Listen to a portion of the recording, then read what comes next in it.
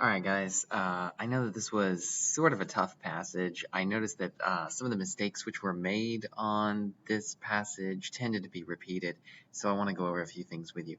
Note right here, incolae, I saw a lot of people translated this as though it were insulae, but what you want here is incola, not insula.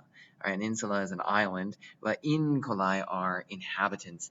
Think of agricola, a person who cultivates the field. Here, incolai means something like the people who cultivate or live in a place, right? And notice these are the incolai Italiae, the inhabitants of Italy.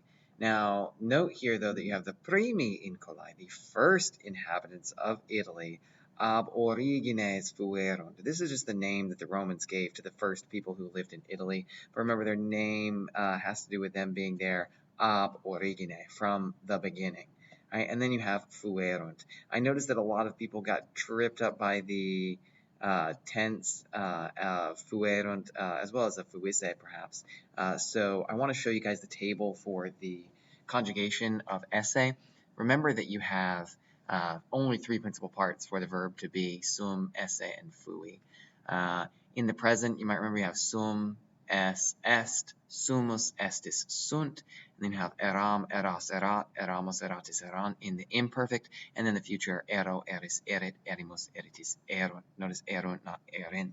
All right, and you might remember that the present, imperfect, and future form your present system. These are the present system. This is obvious in other verbs, not so much in esse, but this is the present system because it's formed based on the second principal part, the present active infinitive.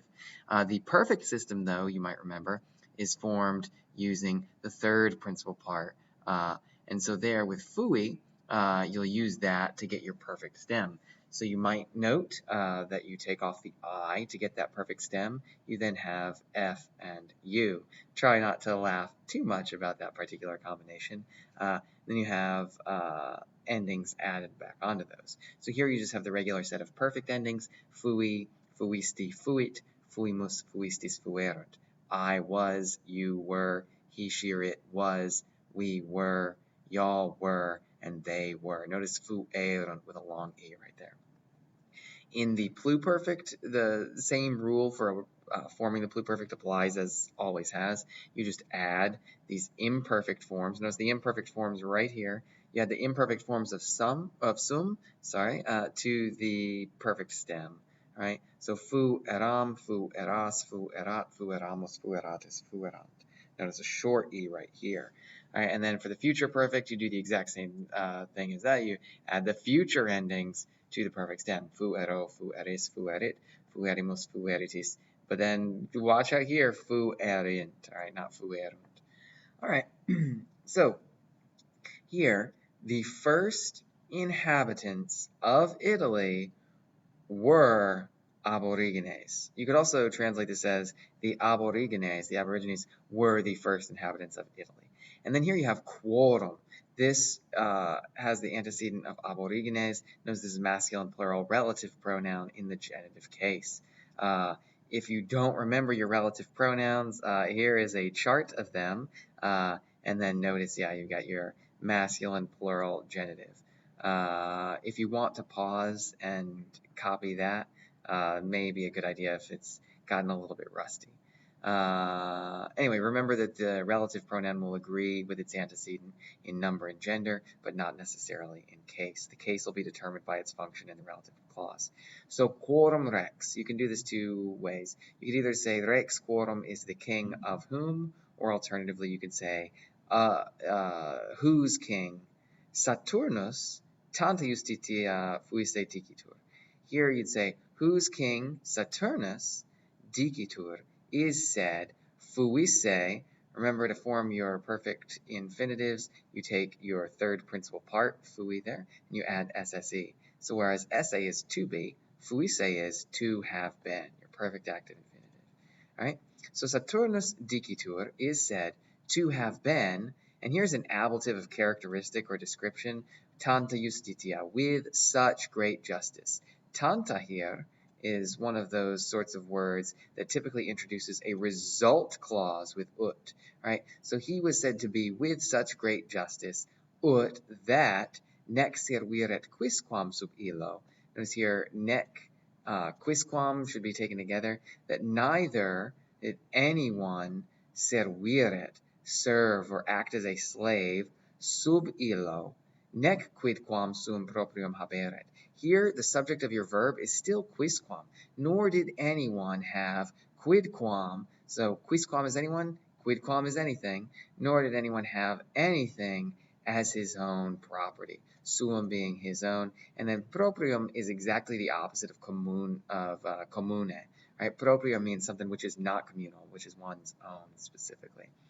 So they didn't have, nor did anyone have his own property. Said, and then note that this is going to imply some contrast. Said, but omnia communia omnibus essent. But all things were common or communal, omnibus, to all. Omnia communia omnibus essent. Note right here you have a subjunctive in haberet and a subjunctive in essent. Both of those are imperfect subjunctives, and they're used in the subjunctive because you have this result clause with it. All right. Alb, this gave a lot of people trouble. Alb here simply means on account of with the accusative, so on account of the memory. Ilius aetatis, of that age, right? And then aureae here modifies aetatis, of that golden age, quae vocatur. Here, literally, you have which is called. But if you, to make quae make more sense, you would generally have you would have is quae aurea vocatur, which is called golden. But here they put aurea into the genitive case to agree with aetatis.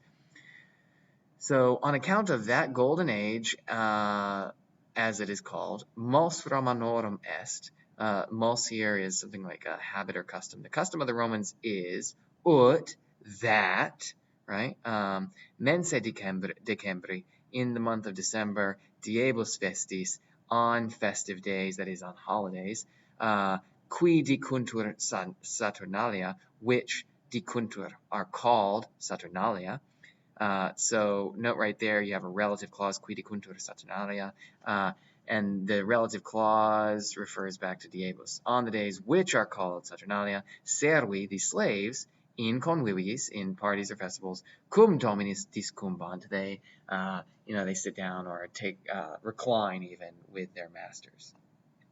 All right, so post hunc, and hunc here refers all the way back up to Saturn, right? So after Saturn, Picus, dende Faunus, then Faunus regnavit, reigned in Latium. This is the region in Italy around where Rome was, and of course we obviously get Latin as a language name from Latium. Eo tempore, here's your ablative expression of time when. At that time, Evander, Mercurii et Carmentis filius, the son of Mercury and oh boy, hold on a second. Carmentis is, that's the genitive singular and the nominative singular. Sorry guys, I got sidetracked there. Okay, so Carmentis filius, so the son of Mercury and Carmentis, profugus ex Arcadia, an exile or a refugee from Arcadia. This is a region in Greece. This is explained right here. Regione Peloponnesi Media, in the middle region of the Peloponnese. That's the southwestern chunk of Greece there. In Italiam, when it came into Italy, cum, with a parva manu Graecorum. Here you might know manus as a hand, but here it's used as a band, right? So notice manus gives you armatorum numeros, a number of people who are armed. So here manus like a band or a contingent of Greeks. Cui, now remember your relative that's not the relative pronouns. Remember your relative pronouns. In the dative singular for all genders, you'll have cui, to whom, right? So cui faunus, to whom faunus, rex benignus, a benignant king, montem, and then you'll have dated. Montem dated, gave a mountain. Quem, take a look at those relative pronouns. Again, you have your accusative singular, masculine. Quem, ille being, again, what's his name? Evander. Ille being Evander. Quem ille postea Palladium appellavit. apelawit, which he, Evander, afterward, postea is just an adverb of time, Palatium apelawit, later called the Palatine, et ardua colenda dedit. So the ardua colenda here is used in conjunction with montem. So he gave him a mountain and fields, ardua. Notice here an arduum is ager qui aratur, right? A field which is plowed. Or even cultivated. Okay, and then colenda here, this is the gerundive construction. I'll talk to you guys about this in class. Note for right now that it is and fields to be cultivated. All right, that's how you translate colenda. You might remember your gerunds from last year. Gerundives are formed in basically the same way, but they have a different sense, which we will talk about in class. All right, valete omnes.